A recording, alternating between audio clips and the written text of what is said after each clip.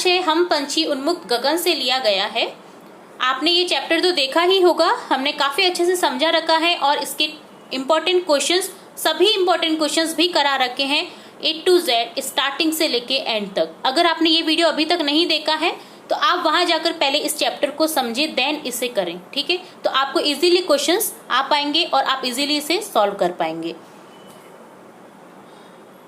तो again start करते हैं हम फिर से। हम पंछी उन्मुक्त गगन के पिंजर बंधना गा पाएंगे, कनक तीलियों से टकराकर पुलकित पंख टूट जाएंगे। हम बहता जल पीने वाले मर जाएंगे भूखे प्यासे, कहीं भली है कटुक निबोरी कनक कटोरी की मैदा से। स्वर्ण श्रृंखला के बंधन में अपनी गति उड़ान सब भूले, बस सपनों में देख रहे हैं तरु की फुनब पर के झूले। ऐसे थे अरमान की उड़ते नीले नभ की सीमा पाने, लाल किरण सी चोंच खोले चुगते तारक अनार के दाने।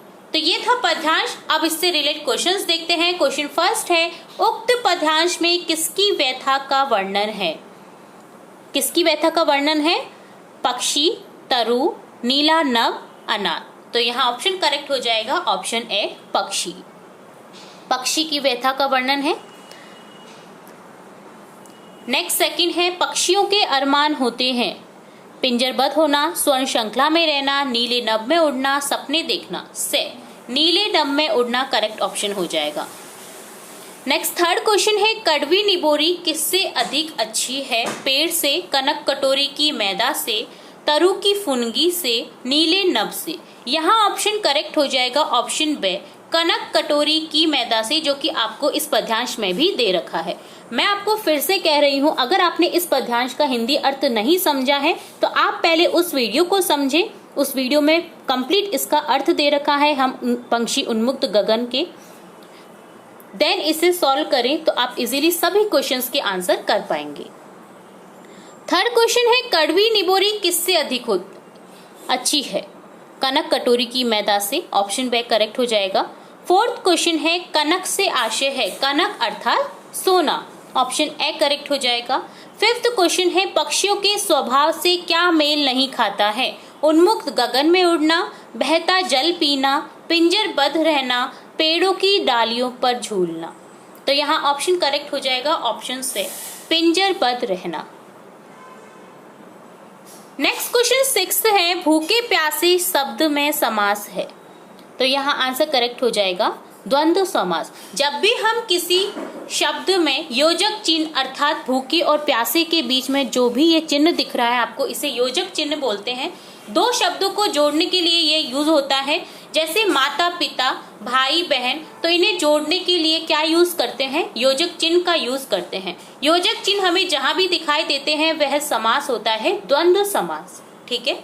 नेक्स्ट क्वेश्चन देखेंगे। नेक्स्ट क्वेश्चन 7 है, नीले नभ की सीमा पाने पंक्ति में कौन सा कारक है? आपको यहाँ कारक बताना है। हमने कारक भी पहले बख्शिश में समझे हुए हैं। तो यहाँ कौन सा कारक है? यहाँ कारक है संबंध कारक। संबंध कारक मैंने आपको पहले भी बताया है। का, के, की हमें अगर किसी वाक्य में दिखता है या किसी वर्ड में दिखता है तो हमें तुरंत क्लिक कर देना चाहिए। आंसर कौन सा होगा? संबंध कारक। का, के, की, ठीक है। यहाँ आ रहा है नीले नभ की, तो यहाँ की क्या है? संबंध कारक का एग्जाम्पल है। नेक्स्ट क्वेश्चन 8 है, निम्नलिखित में संज्ञा शब्द नहीं है। स्वर्ण श्रृंखला, कनक कटोरी, तरु, लाल किरण। तो यहाँ आंसर करेक्ट हो जाएगा लाल किरण। लाल किरण क्या नहीं है? संज्ञा शब्द नहीं है।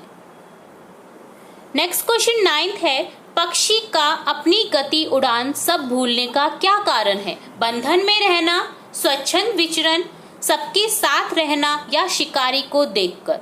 तो यहाँ आंसर करेक्ट हो जाएगा बंधन में रहना।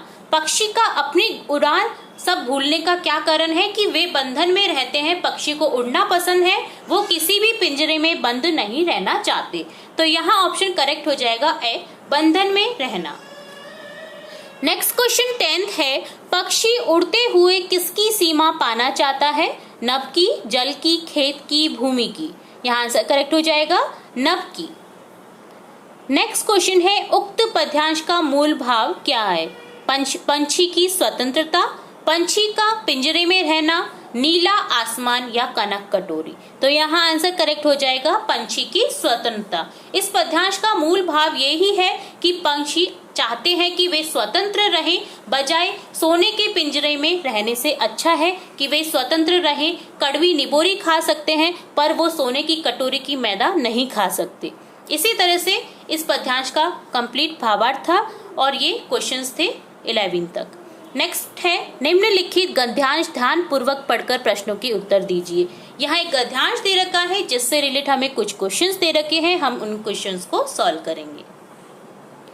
गद्यांश कुछ इस तरह से है, अभी तक मैंने उन्हें दूर से देखा था, बड़ी गंभीर शांत अपने आप में खोई हुई लगती थी, संभ्रांत महिला की भांति वे प्रतीत होती थी। उनके प्रति मेरे दिल में आदर व श्रद्धा के भाव थे।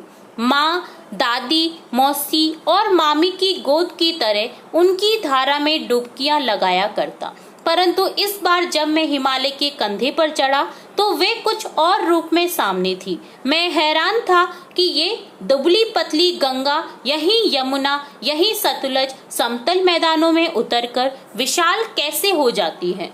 सिंधु और ब्रह्मपुत्र ये दो ऐसे नाम हैं जिनके सुनते ही राठी, सतलुज, व्यास, चिनाब, झेलम, काबुल, कपिशा, गंगा, यमुना, सरयू आदि हिमालय की छोटी बड़ी सभी बेटियां आंखों के सामने नाचने लगती हैं।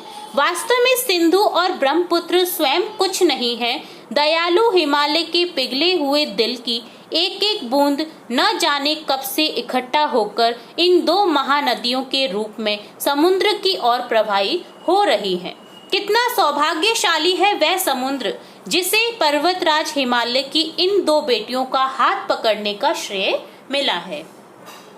तो ये जो गद्यांश है ये आपके हिमालय की बेटियों से लिया गया है।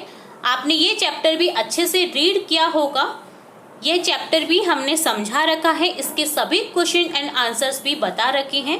अगेन अगर आपने ये वीडियो नहीं देखा है, अभी तक इस पार्ट को नहीं समझा है, तो आप हमारे डिस्क्रिप्शन बॉक्स में जाकर के सबसे पहले इस पार्ट की लिंक को देखें, देन इन क्वेश्चंस को सॉल्व करें। अब इस गद्यांश से रिलेट हमें कुछ क्वेश्चंस दिए गए हैं जिन्हें हम सॉल्व करेंगे। क्वेश्चन 12 है, नदियों के स्वभाव से क्या मेल नहीं खाता? शांत रहना, गंभीर रहना, अपने आप में खोए रहना या उत्प्लवी होना। तो यहाँ आंसर होगा उत्प्लवी होना। नदियों का स्वभाव होता है शांत, गंभीर और अपने आप में खोई हुई रहती हैं। ठीक है, तो द ऑप्शन यहाँ करेक्ट करेंगे, जो मेल नहीं खाता है नदियों के स्वभाव से। नेक्स्ट क्वेश्चन 13 है, उक्त गद्यांश की विषय वस्तु किस पर आधारित है? उक्त गद्यांश की विषय वस्तु आधारित है नदियों पर। नदियों की ही बात हो रही है तो यहाँ आधारित है नदियों पर ही। नेक्स्ट है क्वेश्चन 14, उक्त गद्यांश का उचित शीर्षक हो सकता है। उचित शीर्षक क्या हो सकता है? हिमालय की बेटियां, समुद्री किनारा, बर्फ का पिघलना या संभ्रांत महिला। यहाँ आंसर करेक्ट हो जाएगा हिमालय की बेटियां, जो कि इस पाठ का शीर्षक है। नेक्स्ट क्वेश्चन 15 है, लेखक की हैरानी का कारण था दुबली पतली नदियों का विशाल हो जाना, समतल मैदान, लेखक का हिमालय के कंधे पर चढ़ना या नंगी पहाड़ियां। यहाँ आंसर करेक्ट हो जाएगा ऑप्शन ए, दुबली पतली नदियों का विशाल हो जाना। लेखक जब हिमालय पर चढ़ा था तो उसने देखा कि कितनी दुबली पतली नदियां निकलती हैं हिमालय से, जबकि जब ये मैदानों में जाती है तो विशाल रूप ले लेती हैं। तो लेखक हैरानी में पड़ गया था, तो यही उसका कारण था दुबली पतली नदियों का विशाल हो जाना। नेक्स्ट क्वेश्चन 16 है, पर्वतराज हिमालय की दो बेटियां किसे कहा गया है? तो यह गद्यांश हमने ध्यान से पढ़ा है, तो यहाँ किसे कहा गया है? ऑप्शन बी, सिंधु और ब्रह्मपुत्र को हिमालय की दो बेटियां कहा गया है। नेक्स्ट क्वेश्चन है 17, संभ्रांत महिला का दर्जा किसे दिया गया है? संभ्रांत महिला का दर्जा दिया गया है ऑप्शन से नदियों को। नेक्स्ट 18 क्वेश्चन है, हिमालय शब्द का संधि विच्छेद होगा। हिमालय शब्द का संधि विच्छेद होता है हिम जोड़ आले, जो कि दीर्घ संधि का एग्जाम्पल है, जिसमें ए और ए मिलकर हो जाता है आ। नेक्स्ट क्वेश्चन 19 है, पिघला हुआ दिल किसका बताया है? पिघला हुआ दिल बताया है हिमालय का। ऑप्शन बी करेक्ट हो जाएगा।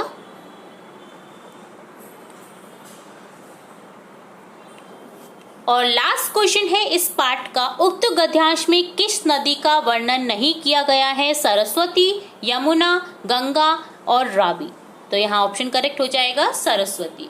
यहाँ गद्यांश में सरस्वती नदी का कहीं भी वर्णन नहीं किया गया है, जबकि गंगा, जमुना, रावी, सतलुज इत्यादि नदियों का वर्णन किया गया है।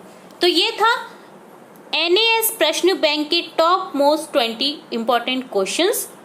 इससे आगे अगले पार्ट में हम अगेन 20 मोस्ट इंपॉर्टेंट क्वेश्चंस देखेंगे। तो जुड़े रहिए इसी तरह हमारे चैनल के साथ। वीडियो को पूरा देखने के लिए धन्यवाद।